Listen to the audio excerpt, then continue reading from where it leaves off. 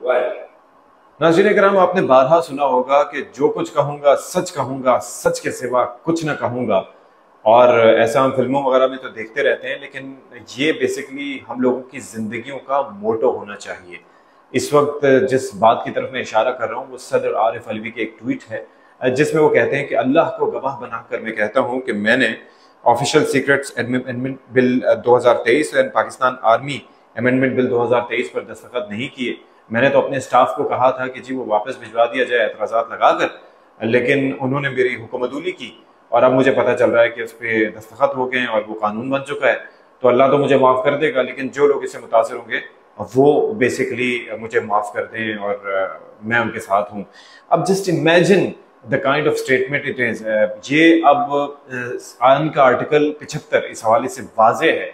वो बताता है कि सदर साहब के पास कोई भी बिल भेजा जाता है, कोई भी इस तरह से एक्ट भेजा जाता है, तो उनके पास 10 दिन का टाइम होता है कि उसके ऊपर कोई भी एतराज़ करके वो उसको वापस भिजवा सकते हैं विद द रीजनिंग। और उसके बाद 10 दिन के टाइम के अंदर अगर सदर साहब ना भिजवाएं और वो टाइम गुजर जाए तो वो ऑटोमेटिकली वो बिल पास हो जाता है, उसके ऊपर किसी सिग्नेचर की जरूरत नहीं होती। अब सदर साहब के ओहदे की मियाद खत्म होने में एक माह रह गया है। अब आप सोचिए कि वो पाकिस्तान तहरीक इंसाफ के ज़ाहिर है कि सरकर्दा रहनुमाओं में से एक है। उन्होंने तहरीक इंसाफ को रिलीफ दिलवाने में बड़ी कोशिशें की, खान साहब के साथ खड़े रहे और इस एक महीना पहले इस तरह की बात करके बज़ाहिर ये इंप्रेशन जा रहा है कि वो एक सियासी शहीद बनना चाहते हैं और अपने लीडर्स को रिलीफ दिलवाना चाहते हैं। क्योंकि ये भी सुनने में आ रहा है कि उन्होंने सुप्रीम कोर्ट के चीफ जस्टिस साहब को खत भी लिखा है और वहां पर भी ये राय दी होगी कि जी मैंने तो दस्तखत ही नहीं किए, तो पता नहीं कैसे हो गया दस्तखत। और सुप्रीम कोर्ट के चीफ जस्टिस जो हैं वो भी राय पर उस पर अपनी राय देने के पाबंद हैं।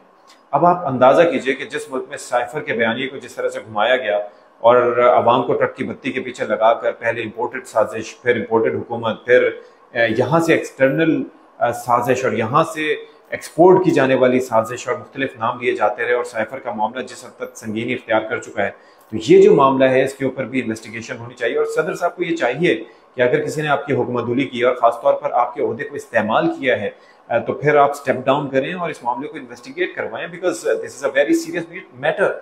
आप अफवाज पाकिस्तान के सुप्रीम कमांडर हैं, आपका कोई दस्तखत ऐसे कैसे इस्तेमाल कर सकता है?